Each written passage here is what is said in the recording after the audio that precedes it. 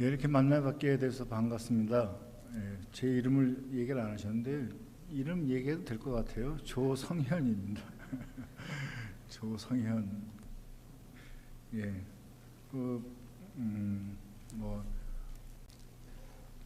아프가니스탄에서 사역하다가요 나와서 아마도 아프가니스탄 나라의 상황과 흔히 얘기하는 그 무장단체인 탈레반, 기타 뭐 IS 혹은 뭐 알카에다 뭐 이런 것들에 대한 두려움이라고 그럴까요? 좀 염려 이런 것들 때문에 사실 안전을 가장 중요시하는데 저는 뭐 지금 나와 있는 상황이고요. 다시는 그곳에 돌아갈 수 없는 상황이기 때문에 제 이름 조성현 하고 얘기해도 괜찮을 거라는 생각이 듭니다. 예. 저희는 아프가니스탄에 제 아내하고 2019년 10월 17일에 들어갔습니다. 그러니까 여기서 달라스 포트워스 공항을 떠난 게 10월 15일이고요.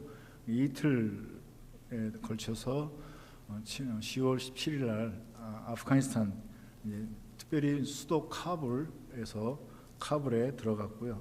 그래서 거기서 카불에서 사역을 했습니다. 제가 아프가니스탄 처음에 공항에서 내려서 나올 때 느낌이 아프가니스탄 카불 공항은 마치 한국의 군 고속버스 터미널 같다라는 생각이 들 만큼 상당히 열악하고 정말 쉽게 얘기해서 형편없는 국제공항이라고 그러지만 이게 공항인가 싶을 만큼 그런 곳이었습니다. 근데 그런 생각이 스쳐 지나간과 동시에 밖으로 나오니까는요, 이제 애들 말 맞다나 정말 살벌한 곳이다라는 생각이 확 들었습니다. 왜냐하면 요소에 총 들고 지키는데 뭐 이 총이 진짜 자동소총 다 들고 지키고 있고요. 허머 왜 그 미군 차량 있지 않습니까? 그 차량에서 이렇게 다 이렇게 지키고 있고 뭐 입구는 말할 것도 없고요. 예, 굉장히 험한 곳이구나, 굉장히 위험한 곳이구나, 안전이 정말 중요한 곳이구나라는 것을 느꼈습니다. 그러면서 이제 제가 살아야 할 숙소로 이제 저희 팀장이 데려다 주는데 가는 데마다 곳곳에 진짜 또 경찰 검문소가 있고 중무장한 경찰들이 지키고 있고 뭐 그런 모습들을 숱하게 보면서 이제 첫날 처음에 도착하자마자 저희가 살았던 곳으로 이제 옮겨갔습니다. 저희가 살았던 지역 이름이 다스테발치라는 곳인데 카불 시의 서쪽 끝부분에 있는 곳입니다. 이 다스테발치라는 곳은 하자라라고 하는 종족이 모여 삽니다. 이 하자라는 이 아프가니스탄의 그 여러 종족 한 50여 종족이 살고 있는데 그 중에서 인구수로 보면 한 세 번째로 큰 종족인데 그래봐야 뭐 그 퍼센테이지로 따지면 그렇게 많지는 않습니다. 이 하자라라고 하는 종족이 살고 있는 다스테발치라는 커뮤니티에 저희가 이제 숙소를 정하고 그곳에서 이제 생활을 하며 사역을 했습니다. 이 하자라라는 종족은 뭐 처음에 제가 들어갈 때는 어디로 가는지를 모르고 갔죠. 팀장이 정해주는 대로 갔는데 저희 사역에 따라서 갔는데 이 다스테발치에 있는 이 하자라라는 종족은 이 몽골리안들입니다. 오리지널리 저희하고 똑같아요. 몽골리안들이에요. 그러니까 과거에 징기스칸 그 몽골 제국이 서쪽으로 계속 진군해 나가면서 점령했을 때 아프가니스탄도 점령을 했습니다. 그때. 그리고 점령을 하고 주둔군으로 한 1000명 정도의 군대를 남겨놨는데 그 1000명의 군대의 후예들이 하자라라고 역사적으로 흔히들 다 그렇게 이야기를 합니다. 그래서 이 하자라 종족은 저희하고 비슷하죠. 생긴 게 비슷하고 문화도 상당히 비슷한 그런 종족이에요. 이 하자라 종족은 이슬람의 두 개의 큰 그 종파가 있다면 순위라는 종파가 가장 크죠. 그게 한 70-80% 정도 이상 더 될 거예요 아마. 그리고 시아라는 무슬림이 있는데 이게 소수 종파죠. 하자라는 이 시아 무슬림입니다. 그래서 이슬람에서 말하는 걸 보면 이제 극단주의자들이 볼 때 대부분이 순위 무슬림에서 극단주의자들이 나오거든요. 탈레반이든 IS든 알카에다든 다 순위 무슬림인데, 이들이 말할 때 시아 무슬림은 배신자, 배교도 뭐 하여간 그런 개념으로 보고 쉽게 얘기해서 다 죽여버려야 할 존재들, 쓸어버려야 할 존재들로 생각을 합니다. 순위 극단주의자들이 볼 때 시아 무슬림들은.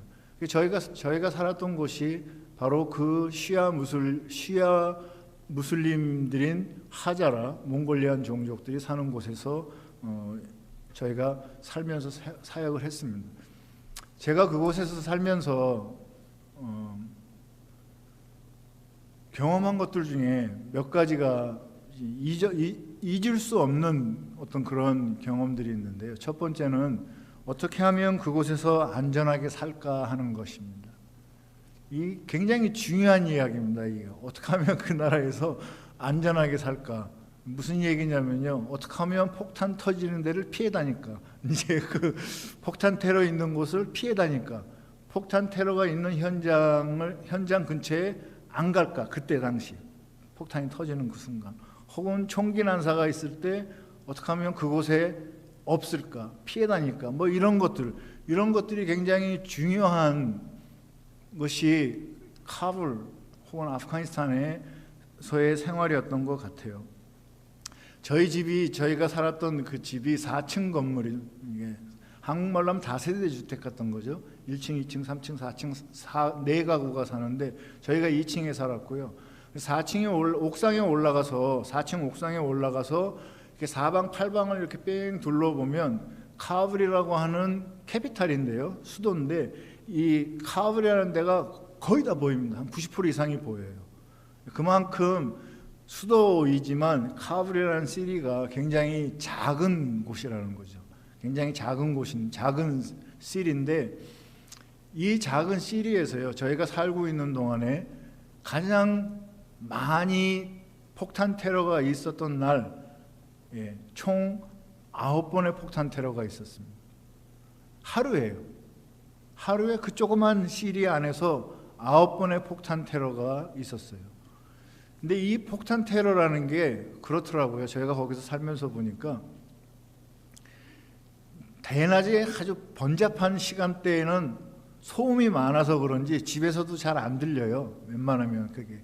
그런데 아침에 일찍 일어나서 말씀 나누고 뭐 한 다음에 밥 먹으려고 할 때쯤, 그때쯤 되면 터질 때가 있거든요. 아침에 한 7시쯤. 그럼 그게 들려요. 그러니까 밥을 먹는데 갑자기 뻥 하는 소리가 들리는 거죠. 어딘가에서 터진 거예요. 아니면은 이제 자려고 침대에 이렇게 들어가서 자려고 누웠는데 뻥 하는 소리가 들리는 거죠. 시리 자체가 작고 폭탄 테러가 자주 일어나다 보니까 아침이나 좀 저녁 시간, 좀 늦은 저녁 시간, 좀 잘 시간대쯤 폭탄이 터지면 그 소리가 저희 집에서 다 들리는 거죠. 많은 경우 총 쏘는 소리, 이 자동 소총, 머신건 따라락 하는 소리도 자주 들립니다. 그러니까 그렇게 폭탄이 자주 터지고 총기 난사가 있는 그곳에서 살다 보니까 가장 중요하게 생각하는 게 안전이에요. 어떻게 하면 안전하게 살까? 저희를 파송한 저희 기관의 카불에서의, 아프가니스탄에서의 안전 수칙 중에 이런 게 있습니다. 집 밖에서 100야드 이상을 못 걸어간다.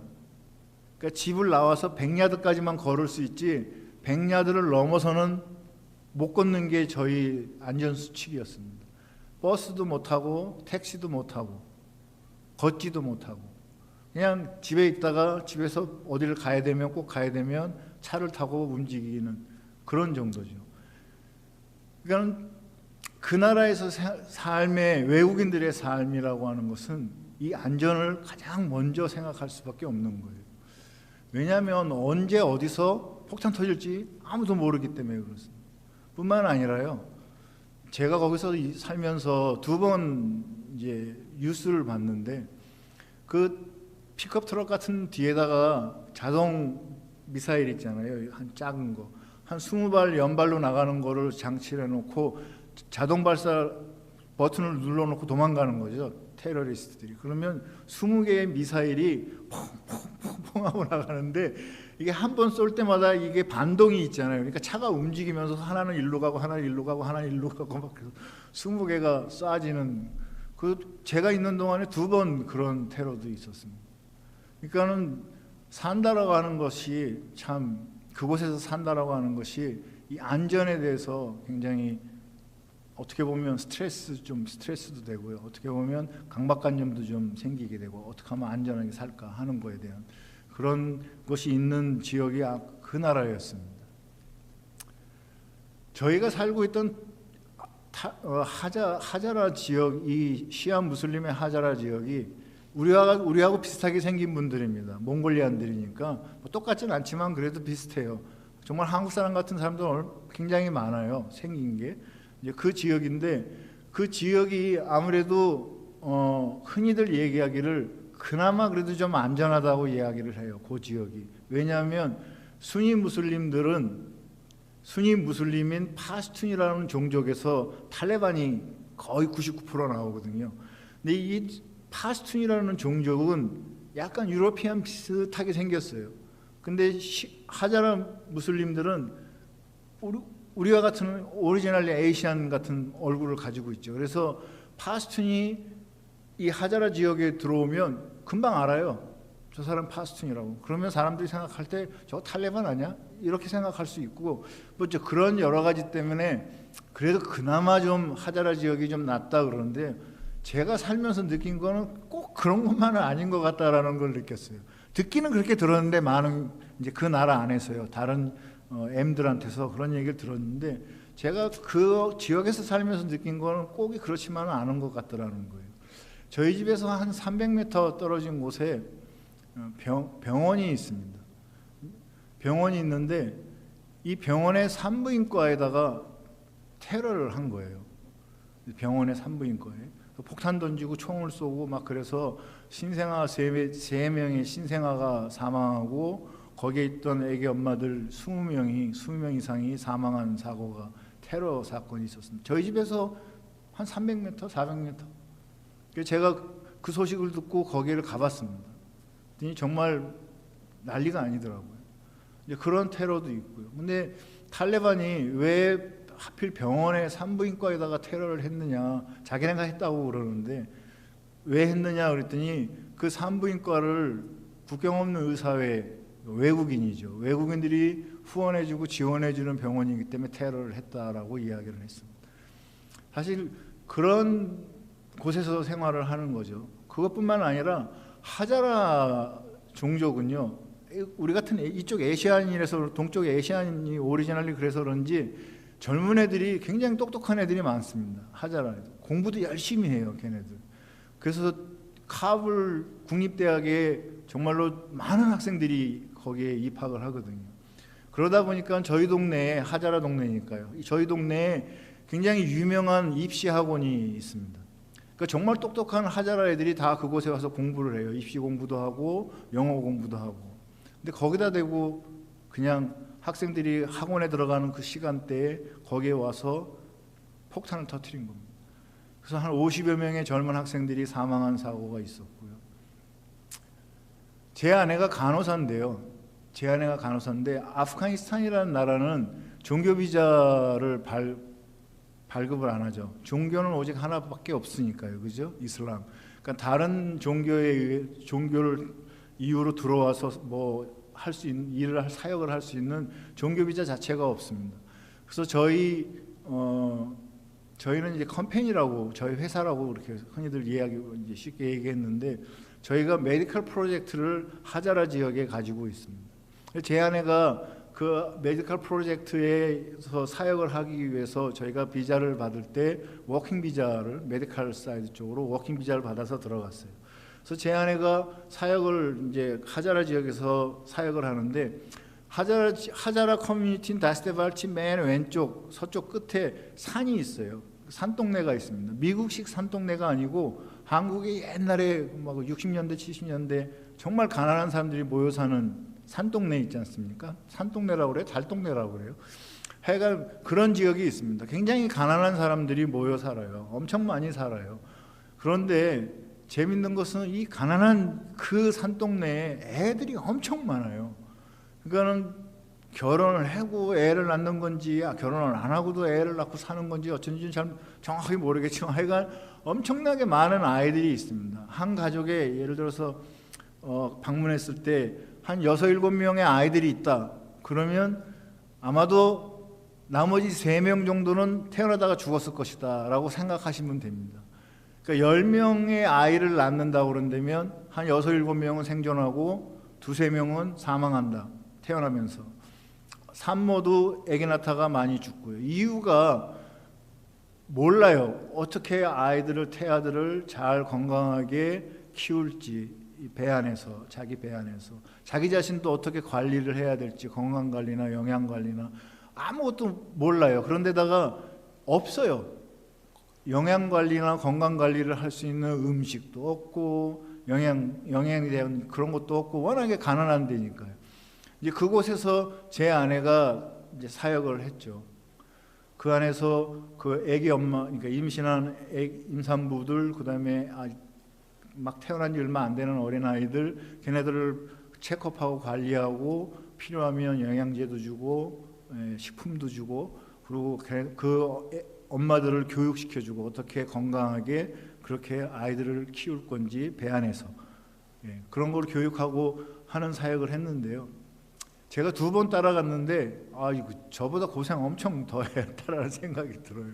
정말 그 산동네 비포장의 이상한 동네를 막 차를 타고 가는데 막 쾅쾅 부딪혀 막 이러고 차를 타고 가는데 길이 워낙에 엉망이라서, 그리고 모든 장비를 다 들고 다녀야 되니까 집집마다 고생 엄청 많이 했죠.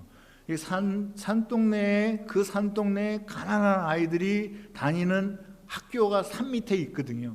근데 그 산 밑에 이제 여학생들이 공부 끝나고 나올 때, 그러니까 아프가니스탄은 남녀공학이 없으니까요. 이슬람 국가니까 남녀가 다 따로 공부를 해야 되기 때문에 남학생은 오전에 공부하고 여학생은 오후에 공부하는데, 오후에 4시쯤 여학생들이 나와서 버스를 타고 집에 가려고 하는데 그 버스에다가 폭탄을 던진 겁니다.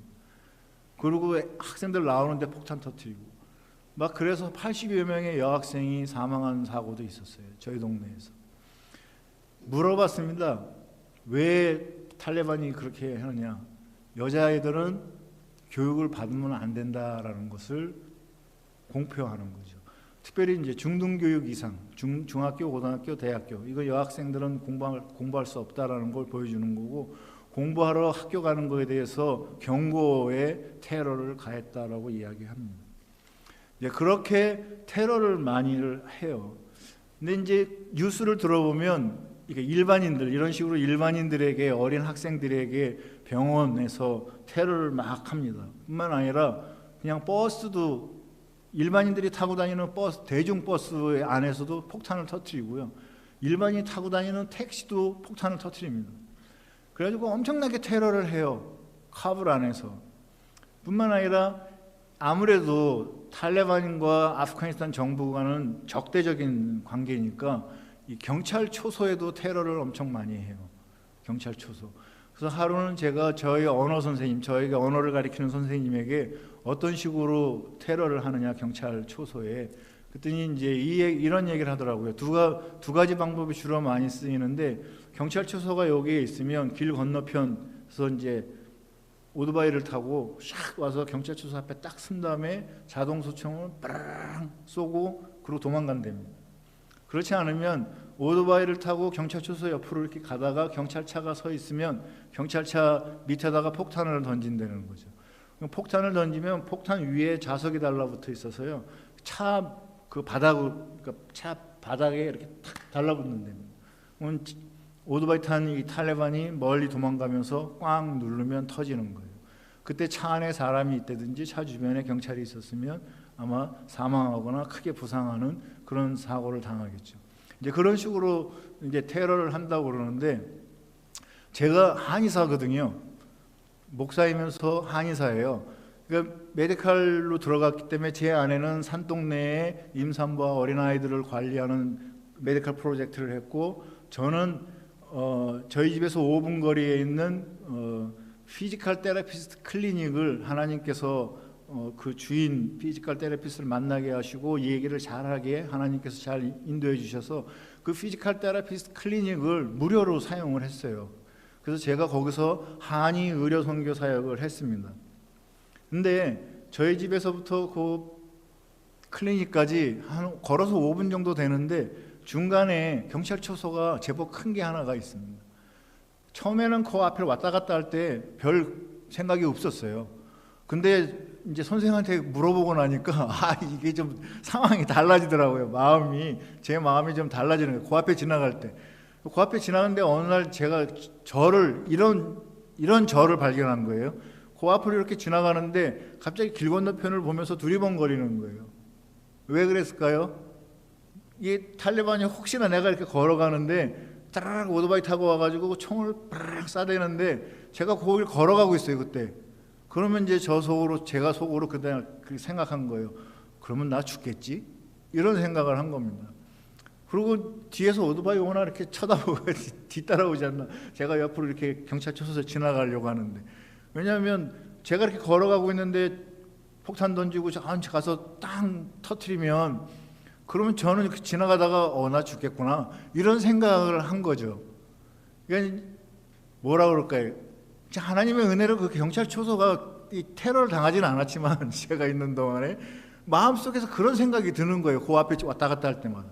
아침에 출근하러 갈 때 그러고 저녁에 올 때 그러고 가끔은 점심 먹으러 왔다가 갈 때 그러고 하여간 그 마음속에서 여기도 총기 난사가 있고 여기도 내가 지나갈 때 폭탄이 터질 수 있구나 하는 생각을 갖고 거기로 왔다 갔다 하는 거예요. 이게 그 나라 안에서 산다라고 하는 것이 그런 거죠. 제 마음속에 사실 처음에는 여러분들이 생각할 때 그 험한 아프가니스탄까지 자원해서 간 선교사니 정말로 죽음을 불사하고 가셨겠구나. 그거 아니에요.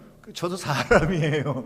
물론 아프가니스탄이 그런 곳인지 알고 가긴 했지만 진짜로 그런 일들이 제 주변에서 막 폭탄이 터지는 일들이 벌어지고 총기 난사가 있고 막 이런 거를 뉴스를 듣고 또 지나가다가 보고 그러다 보니까는 제 마음도 약해지는 거죠. 왠지 모르게 그 안전에 대해서. 거기를 이렇게 지나갈 때마다 마음이 좀 어떨 때는 썸짓하고요. 누가 총 쏘면 어떡하나, 누가 폭탄 던지면 어떡하나 이런 생각하게 되는 거죠. 이제 그런 마음을 갖고 이제 있을 때 이제 하나님께 기도를 하죠. 집에서 이제 조용히 묵상하는 시간, 기도하는 시간을 갖고 이제 하나님께 아뢰는데 사실 제 마음속에서 이런 음성이 하루는 들리더라고요.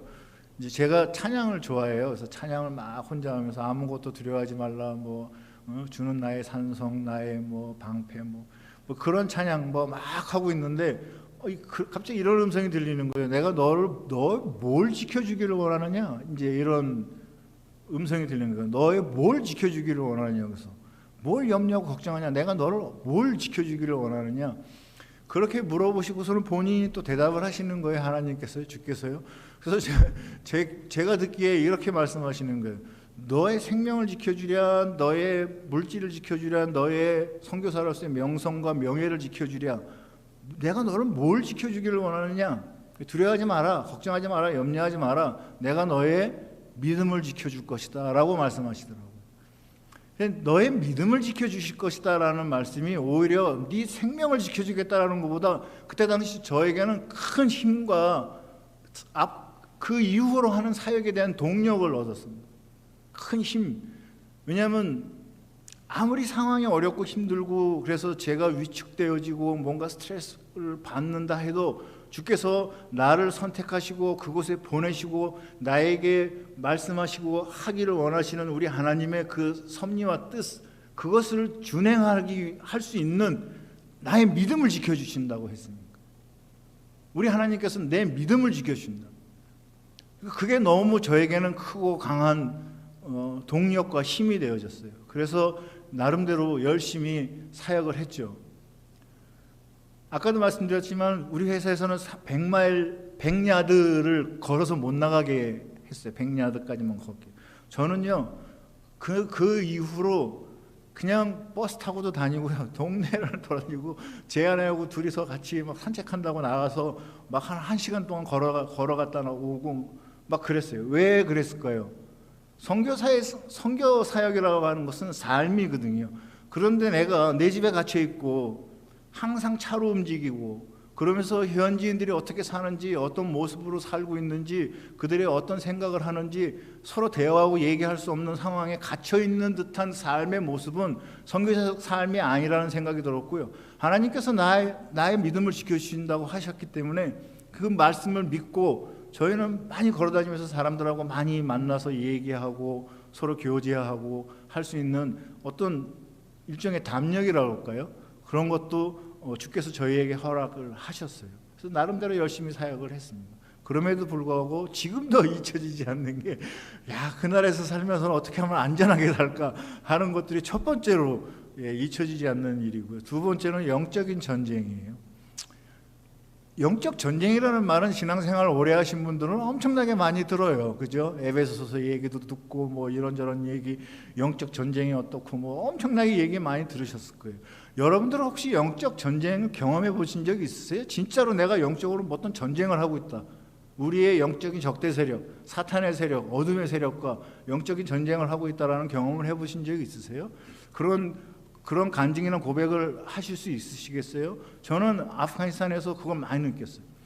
뉴멕시코 나와오에서 인디안 선교 사역을 할 때요, 어느 그 무당, 한국말로 하면 무당인데, 무당이 저보고 하는 얘기가 너 조심하라고 그러더라고요. 그래서 왜? 그랬더니 많은 무당, 메디슨맨이라고 그러거든요.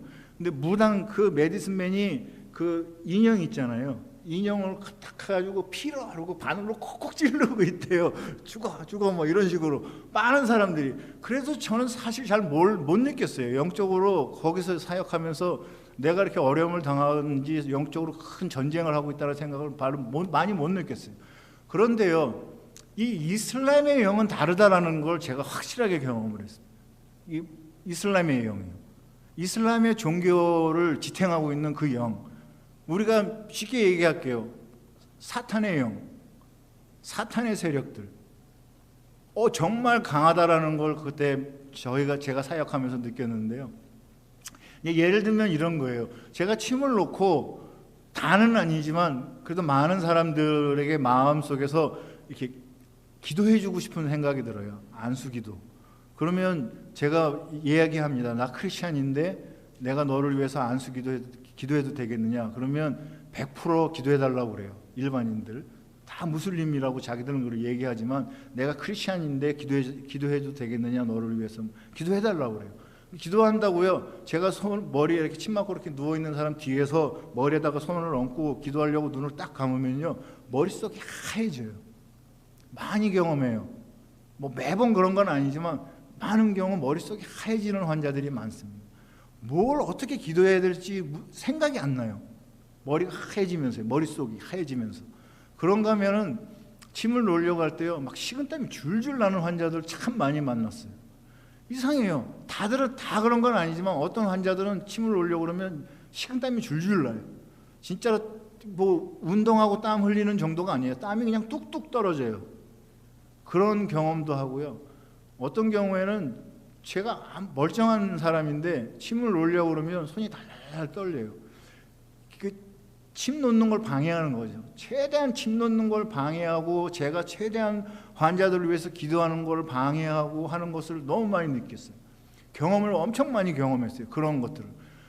사실 여러분들은 어떻게 생각하실지 모르겠지만 저 혼자서는 스스로 생각하기를 주께서 나를 부르시고 여기에 보내셨는데 이 험지에 내가 왔는데, 그런데 그냥 손이 떨리고 식은땀이 줄줄 나고 막 기도하는데 머리가 하얘지고 얼마나 부끄러워요. 저 혼자 생각할 때 그런 일을 경험하고 나면. 그래서 집에 돌아와서 기도하면은요, 항상 그냥 회개 기도하는 거예요. 하나님, 나는 왜 이 모양이에요?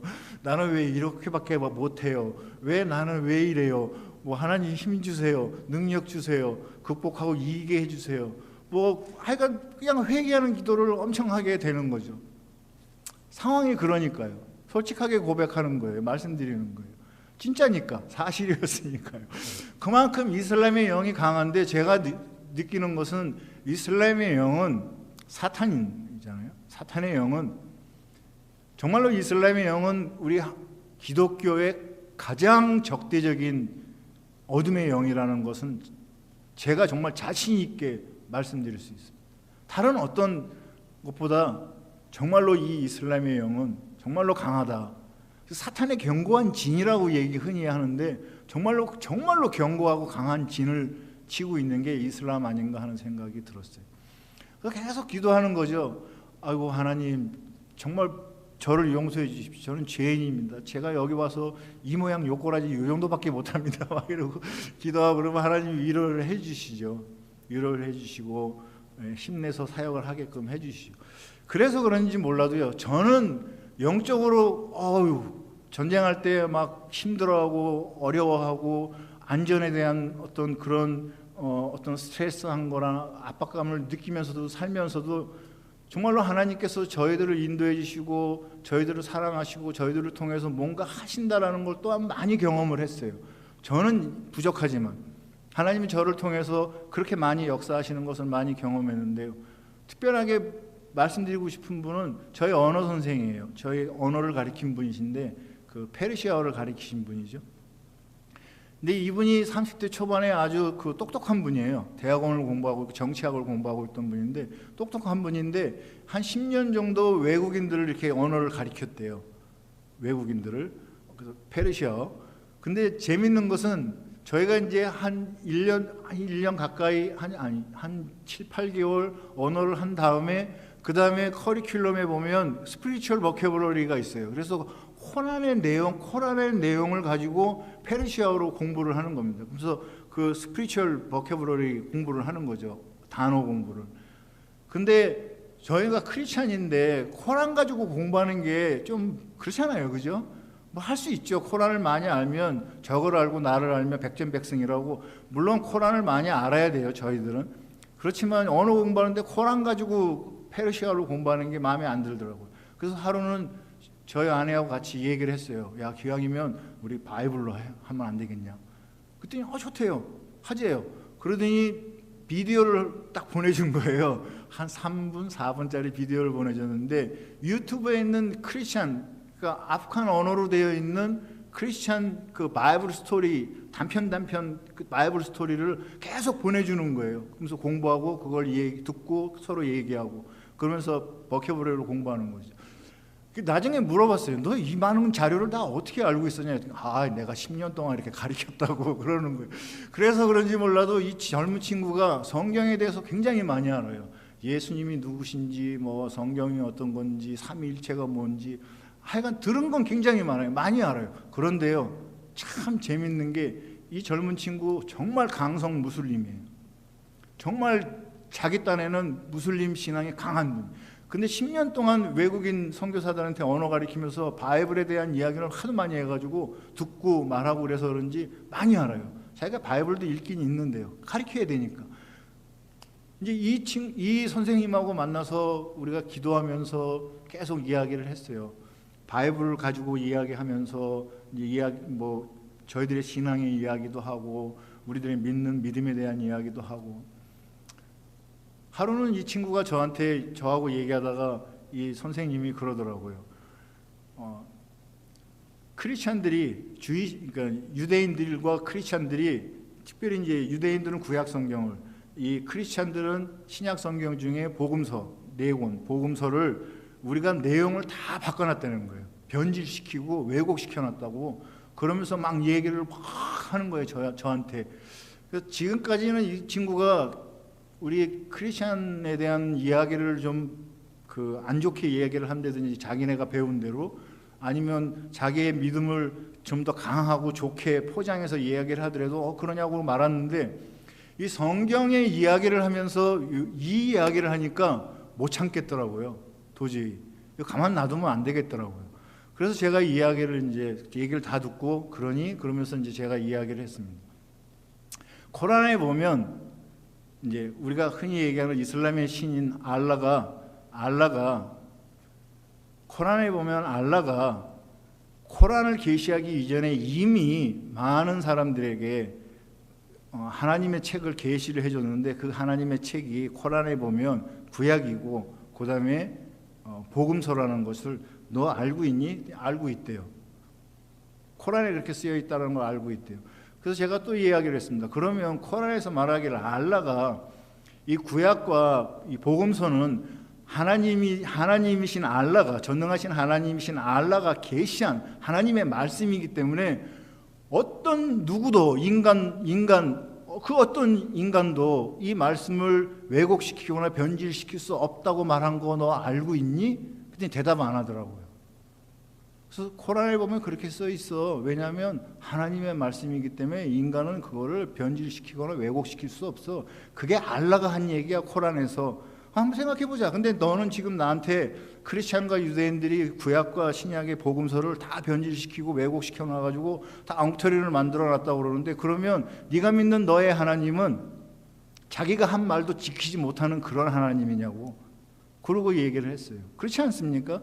자기가 코란에서 계시하기는 누구도 변질시킬 수 없다고 그러는데 왜 니네는 우리 크리스찬들이 다 변질시켰다고 얘기를 하느냐. 그러면 우리가 정말로 다 변질시켰다면 네가 믿는 네 하나님은 자기가 한 약속도 못 지키는, 자기가 한 말도 못 지키는 그런 신이냐고. 그러면서 제가 이게 얘기를 했어요. 지금까지 네가 이슬람에서 배운 모든 성경에 대한 견해, 편견, 어떤 여러 가지들을 싹 다 내려놓고 그냥 성경을 보되 그냥 성경이 말하는 그대로를 그냥 한번 생각을 해보자. 그리고 너도 그렇게 한번 읽어봐라. 이제 그러고 나서 성경 공부를 계속 했어요. 성경 공부를 한다기보다 성경 가지고 언어 공부를 하는 거죠. 그러면서 저희는 저희들의 신앙을 얘기하고, 한 3개월쯤 지났을 때 제 아내하고 공부하다가 이 젊은 무슬림이 예수님을 영접했어요. 굉장한 거죠. 대단한 겁니다. 10년 동안 M들을 가리키면서 그 M들이 얼마나 시도를 많이 했겠어요. 이 사람 예수 믿게 하려고. 젊고 똑똑한 무슬림인데, 근데 다 실패했는데 하나님이 저에게 은혜를 부어주셔서요, 저희를 만난 죄로 그 사람이 예수를 영접한 거죠. 그래서 제 아내가 영접 기도하게 하고, 그리고 같이 기도하고, 그래서 예수님을 영접했고, 지금은 저의 도움을 통해서 지금 유나이티드 아랍에미레이트로 탈출해서 그곳에 캠프에 가 있습니다. 크리스찬이 되어졌기 때문에 저희가 탈출을 도와준 거죠. 그래서 지금은 유나이티드 아랍에미레이트 그쪽에 가서 지금 캠프에 살고 있는데요. 하나님께서, 우리 주님께서, 우리 성령 하나님께서 저희들에게, 저희는 인간적으로 보면 참 부족한 부분이 많이 있고 영적으로도 약한 부분도 있고, 저희들 자신이 한 인간으로서 보여줄 수 있는 정말로 약한 부분들은 다 어떤 그러한 모습 가운데에서 아프가니스탄 생활을 했음에도 불구하고요.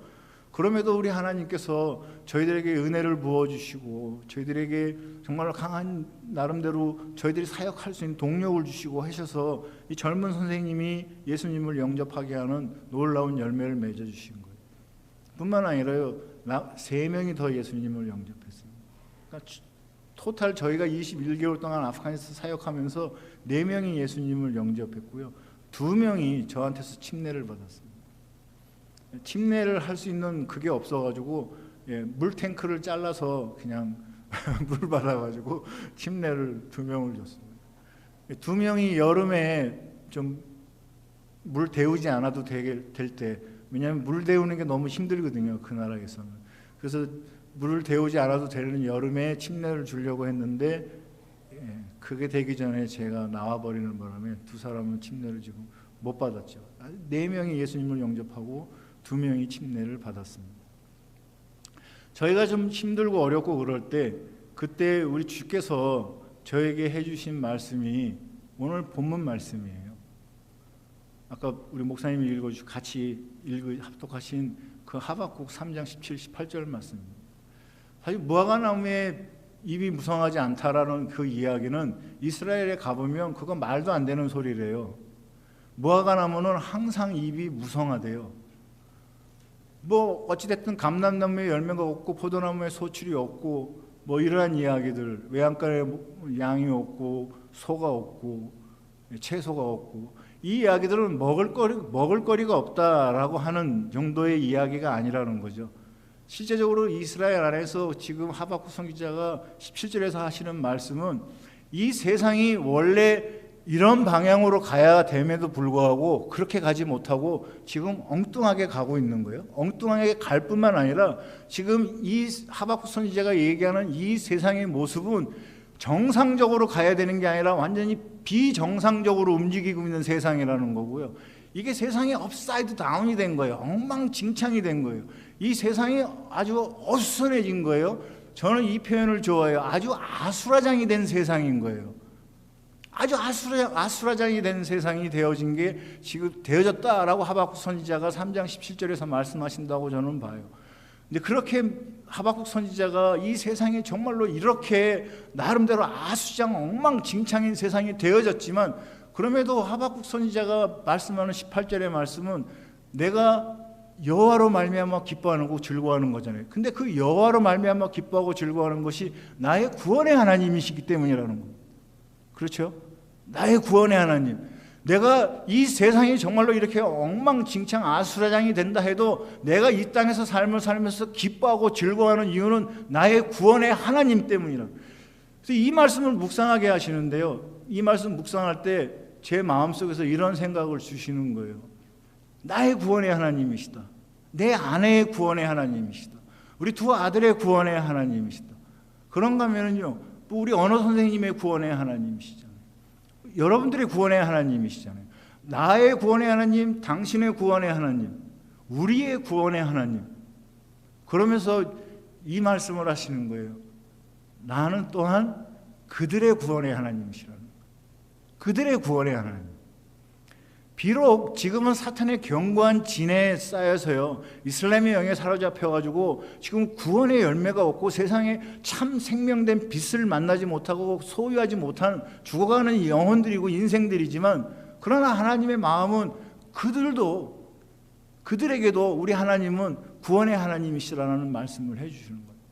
이것이 너무나도 큰 힘과 동력이 된 것 같아요. 저에게는 영적으로 싸우고, 그리고 정말로 안전에 대한 테러나 이런 여러 가지 그런 상황 속에서도 정말로 사역에 나름대로 최선을 매진할 수 있었던 이유 중에 하나가, 맞아요, 하나님, 당신은 저들의 구원의 하나님이십니다.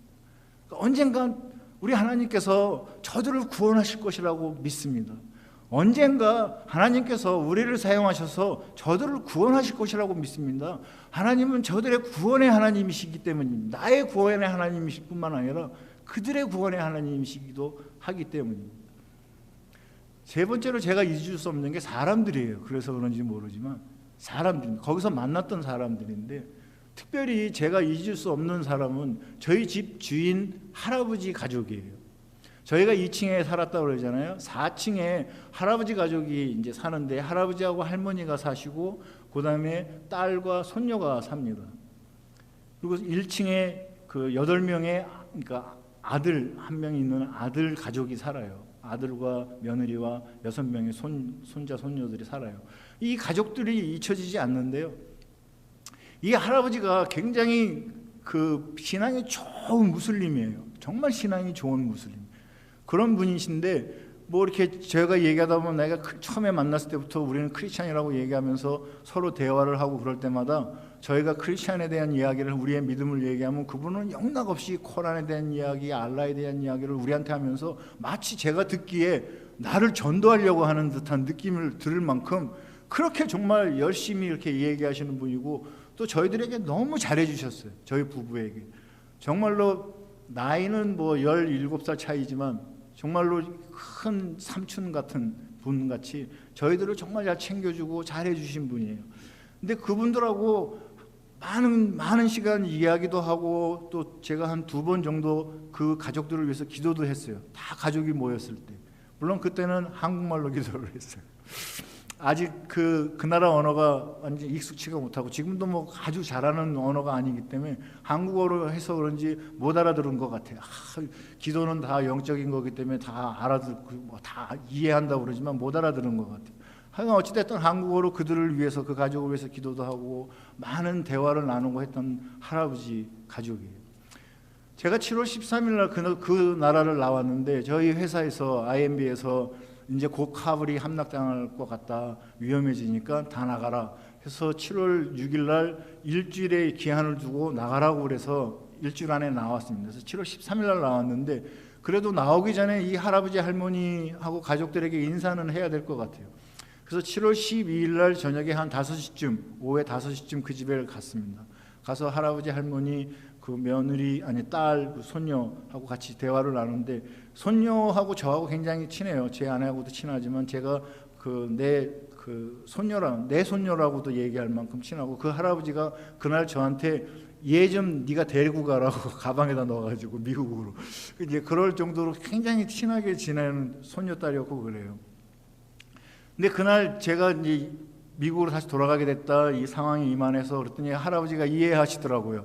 왜냐하면 곧 탈레반이 들어올 것이고 그렇게 되면 외국인들은 다 위험해지고 저희 같은 크리스찬들은 당연히 뭐 위험해지니까 미국으로 가는 것이 당연하다. 그러니까 조심히 잘 가라. 뭐 이제 이런 얘기하면서 같이 대화를 하다가 제가 이렇게 얘기했습니다. 그런데 얘는 어떡하냐고 그랬어요. 그 여자아이가, 손녀딸이 12살이거든요. 얘 어떡하냐. 얘는 이제는 중학교, 고등학교도 못 가고 대학도 못 가요. 탈레반 들어오면. 뿐만 아니라 애가 굉장히 이쁘고 애가 굉장히 괜찮은 애예요. 12살 먹은 여자애가. 탈레반이 12살 먹은 여자애를 보고 마음에 든다고 그러면 강제 결혼을 할 수 있는 나이예요. 얘가 지금 이 땅에서 살아야 되는 탈레반 치하에서 얘 어떡하냐고. 그러고 제가 얘기를 했어요. 그랬더니 이 할아버지가, 그렇게 믿음 좋았던 무슬림 할아버지가 저보고 하는 이야기, 저희 부부에게 하는 이야기가 그날 제 질문에 이렇게 말을 했어요. 우리가 믿는 알라는, 우리가 믿는 하나님은 아프가니스탄을 위해서 아무것도 할 수 없다라고 얘기를 하는 거예요. 한번 생각을 해보세요. 지금까지 21개월 동안 서로 교제할 때 정말로 믿음 좋은 무슬림의 말씀들을 하셨어요. 그거 듣고 그랬는데 마지막에 헤어지는 날 7월 12일 그리고 7월 13일 새벽에 저희는 나왔는데 7월 12일 날 저희들에게 하는 말이, 자기 손녀딸을 걱정하는 저희들에게 하는 말이, 알라는 아무것도 다 해줄 수 있는 게 없다라는 거예요. 그러니까 손녀딸뿐만 아니라 아프가니스탄 자기 가족 누구에게도 알라는 해줄 수 있는 게 하나도 없다라고 이야기를 하는 거예요. 그 말 듣고 굉장히 놀랐습니다. 첫 번째는 이 사람이 지금 탈레반이 다시 돌아와서 탈레반 치하를 다시 경험하게 되면서 이 사람이 가지고 있었던 자기의 이슬람의 믿음, 알라, 그들의 하나님에 대한 믿음이 무너지고 있구나 하는 생각을 했습니다. 그러면서 이런 생각이 들었어요. 꼭 그 사람만이 그럴까? 이분만이, 이 할아버지만이 자기의 이슬람적 무슬림의 믿음이 무너지고 있는 걸까? 아니면 정말로 많은 무슬림들이 지금 이 상황에서 그들의 믿음이, 무슬림의 믿음이, 이슬람의 믿음이 무너지고 있는 거 아닐까 하는 생각을 했어요. 그리고 사회적인 신념, 사회적인 어떤 자기의 소망, 희망, 이런 것들이 다 무너지고 있구나라는 생각을 했습니다. 제 아내가 그 말을 딱 듣자마자 바로 그냥 응답을 멋있게 했습니다. 너의 하나님은 알라죠. 너의 하나님은 아프가니스탄을 위해서 아무것도 할 수 없는 그런 신이지만 나의 하나님 예수 그리스도는 아프가니스탄을 위해서 무엇이든지 할 수 있는 전능하신 하나님이다라고 이야기를 하더라고요. 근데 사실 이런 이야기를 하면 전에 같으면 막 코란이 어떻고 알라가 어떻고 막 얘기를 하실 텐데 이 할아버지가 아무 말도 안 하시는 거예요. 그 말에 대한 반응이 없는 거예요. 그래서 그러고서 이제 좀 더 얘기하다가 이제 우리 가겠다고 그랬을 때 사실 제가 해야 할 말인 것 같은데 제 아내가 먼저 이렇게 이야기를 하는 거예요. 우리가 또 헤어지기 전에 내 남편이 너희들을 위해서 기도해도 되겠느냐. 그리고 이 얘기를 하는 거예요. 그러니까는 할아버지가 기도하라고, 기도해달라고. 이제 그래서 제가 기도를 해야 하는데 지금까지 한국말로 기도했다고 그랬지 않습니까? 2번. 근데 기도를 하려고 하는데 마음에 퍼시안으로 기도하라고, 페르시아어로 그 마음을 주시는 거예요. 자신이 없는데 근데 자꾸 마음을 주셔요. 그래서 용기를 내서 마지막 기도는 그 나라 언어로 기도를 했습니다. 그 나라 언어로 기도를 하는데요, 성경에 쓰여있는 말씀이 정말로 맞아요. 그러니까 절대로 걱정하지 마세요. 내가 누구에겐가 우리 예수님과 우리의 믿음을 얘기할 때 성령 하나님께서 다 하실 말씀을 기억나게 하시고 다 말씀하게 해주신다라는 게 그대로 적용이 돼요. 제가 말 그렇게 잘 못하거든요, 그 나라 말. 물론 공부는 계속 해왔지만 그거 언제 그거 다 외웠겠어요, 그 많은 단어들을. 그런데 기도를 하는데 단어들이 싹싹 생각이 나는 거예요. 그래서 제가 이렇게 기도를 했습니다. 내가 믿는 나의 하나님 예수 그리스도는, 이 예수 그리스도라는 말을 꼭 해야 돼요. 왜냐하면 우리 기독교 언어하고 페르시아의 기독교 언어하고 페르시아의 이슬람 언어가 똑같아요. 그러니까 무슨 말이냐면 페르시아어로 이슬람 언어로 썼던 단어들을 기독교가 그대로 갖다가 써요. 그러니까 이슬람에서 말하는 하나님이나 우리가 말하는 하나님이나 단어는 똑같은 단어예요. 그러니까 제가 하나님 그러면은 이 사람들은 이슬람의 하나님이라고 들을 수도 있어요. 같은 단어니까. 제가 비록 크리스찬이라는 걸 알지만, 그래서 저는 그날 그렇게 기도했는지 몰라요. 내가 믿는 나의 하나님 예수 그리스도는, 제가 크리스찬이라는 걸 알기 때문에 예수 그리스도는 전능하신 하나님이신 줄로 믿습니다. 내가 믿는 예수 그리스도, 내가 믿는 나의 하나님 예수 그리스도는 사랑의 하나님이신 줄로 믿습니다. 내가 믿는 나의 하나님 예수 그리스도, 모든 사람들을 돌보시는 하나님이신 줄로 믿습니다. 내가 믿는 나의 하나님 예수 그리스도는 구원의 하나님이신 줄로 믿습니다. 그러니 하나님의 은혜와 사랑을 주셔서 아프가니스탄과 이 백성과 이 가족들을 구원하여 주옵소서. 그리고서는 예수 그리스도의 이름으로 기도합니다라고 마무리를 했습니다. 그랬더니 이 할아버지가 응답을 하는 거예요. 아멘. 그러고 그래서 저는 생각할 때, 물론 이제 이슬람이나 크리스찬이나 다 기도 끝나면 아멘 해요. 그들도 아멘이라는 단어를 씁니다. 근데 이제 할아버지가 갑자기 예수 그리스도께 기도하는데 구원해 달라고, 이 가족과 다 구원해 달라고 기도하니까 아멘 하는, 본인이 아멘 해놓고 겸언쩍었나 봐요. 제 아내에게 저한테 안 물어보고 제가 기도를 했는데 제 아내한테 물어보기를 너 아멘이 무슨 뜻인지 아냐고 물어보는 거예요. 그러니까 제 아내가 안다고, 무슨 뜻인지 안다고 그랬더니 이 할아버지가 자기가 답을 해요. 나도 그렇게 되기를 원한다. 나도 동의한다. 그런 의미라고 아멘이. 이슬람에서 말할 때도 아멘이. 그래서 저는 그때 이런 생각을 했습니다. 이 할아버지하고 마지막에 헤어지면서 한 대화와 이 기도에 대해서 이 할아버지가 받았구나라는 생각을 합니다. 그것이 꼭 예수님을 그 순간에 영접했다라기보다는 그래도 우리의 기도에 대해서 이들이 반응이 받아들이는 반응으로 나타났구나라는 생각을 한 거죠. 그 이후로 제가 아프가니스탄을 떠나서 미국에 들어온 이후로 처음에는요 한 2, 3주, 아니요 더 길게는 한 2달 정도는 정말로 힘든 시간을 보냈어요. 왜냐하면 거기서요 많은 사람들에게 복음을 전했거든요. 많은 사람들을 위해서 기도를 해줬어요. 수백 명은 될 거예요. 그런데 4명 예수님 영접했잖아요. 어떤 사람들은 복음을 전했는데 가만히 이러고 대답을 안 하고 그냥 인상만 쓰고 이러고 있는 분도 있었고, 하여간 엄청나게 많은 사람들이 있어요. 근데 저희는 나왔고 더 이상 복음을 얘기할 수 있는 기회는 없어진 거잖아요. 그런 상황이었기 때문에 사실 실제적으로 제가 미국에 나와 있는 동안에 처음에 한두 달은 정말 힘들었습니다. 그 사람들의 영혼들을 생각하고 그 사람들의 영혼의 미래에 대한 그들의 생각과 또 아프가니스탄이라는 그 나라가 탈레반 치하에서 가지고 있는 이 소망 없음, 오직 예수 그리스도만이 진정한 참 소망인데 그 모든 것들이 없는 그런 세상이 되어져 버리는, 그리고 그것을 더 이상 얘기할 수 없는 그런 나라가 되어져 버리는 아프가니스탄이 너무 힘들었어요. 그리고 사람들이 너무 생각이 나면서 가슴이 아프고 힘들었어요. 그럼에도 불구하고 아까 말씀드린 오늘 읽은 하박국 선지서의 말씀과 같이 우리 하나님은 그들의 구원의 하나님이시, 언젠가는 하나님께서 그들을 구원해 주실 거라는, 저희들이 복음의 씨를 뿌렸지만은 그들이 받아들이지는 않았지만, 그리고 우리는 7월 13일 날 떠나왔지만 그러나 성령 하나님께서는 아직도 그 땅에서 역사하실 것이라고 믿습니다. 그래서 그 성령 하나님께서 그들에게 우리가 말하고 우리가 기도했던 그 모든 것들에 대해서 생각나게 하시고, 그래서 그 말씀을 받아들이고 그리고 예수 그리스도를 그들의 구주로 영접하는 날이 올 것이다. 그런 믿음이 생기는 거죠. 그래서 처음에는 정말 힘들었는데 점점 제 마음이 회복이 되어지면서 하나님께서 결국은 우리 성령 하나님께서, 우리 주님께서 그들을 구원하실 것이다. 그들의 구원의 하나님이시니까 라는 믿음이 생긴 거죠.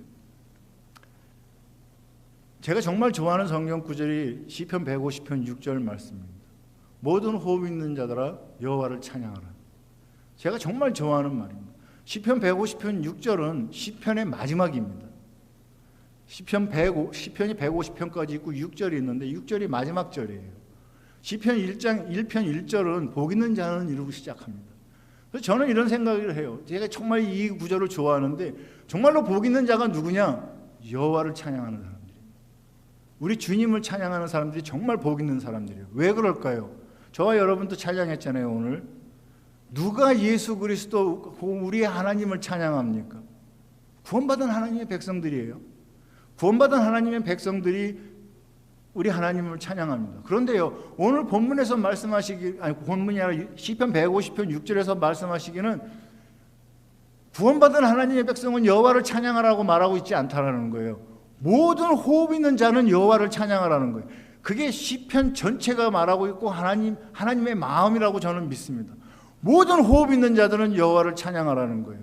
이 이야기는요, 모든 호흡 있는 자들은 복 있는 자가 되라는 겁니다. 그래서 모든 호흡 있는 자들은 구원을 받으라는 것이에요. 구원을 이루라는 것이죠. 물론 마지막 때에 하나님께서 그냥 사랑이시니까 다 구원하실 것이다, 그런 의미가 아니고요. 정말로 하나님의 마음은, 우리 아버지의 마음은 모든 호흡 있는 자들이 예수 그리스도의 복음으로 말미암아 구원을 이루기를 원하시고, 그 구원받은 그 모든 호흡 있는 자들이 여호와 하나님을 찬양하기를 원하시는 것이 우리 아버지의 마음이라는 것이죠. 근데 한번 생각을 해보세요. 우리가 오늘 여기 와서 찬양을 하고 있기 때문에 저와 여러분은 분명히 우리 시편 150편 6절의 말씀처럼 호흡 있는 자들입니다. 우리는 호흡 있는 자들이고 구원받은 하나님의 백성이에요. 한번 생각을 해보세요. 그런데 무슬림들은 호흡 안 하나요? 무슬림들은 호흡이 없나요? 불교도들은 호흡이 없나요? 힌두교도들은 호흡이 없나요? 그들은 호흡하지 않나요? 아니면 무신론자들은 호흡하지 않나요? 지금 밖에 나가보면 많은 무수히 많은 불신의 한국인들이, 우리 교포들이, 동포들이 같이 살고 있는데 그들은 호흡하지 않나요? 그들도 호흡이 있습니다. 그들도 호흡해요. 하나님의 마음은요, 그들도 다 구원을 이루기를 원하시는 거예요. 그것이 우리 아버지의 마음이라는 거죠. 그래서 하나님을 찬양하고 우리 예수 그리스도를 찬양하기를 원하시는 것이 우리 아버지의 마음인데, 그들이 어떻게 하면 예수 그리스도를 그들의 구주로 영접하고 받아들일 수 있을까요?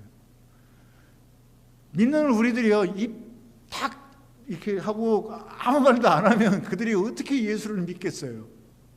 우리 아버지의 마음, 우리들을 향한 아버지의 마음은요, 가야 되는 거예요.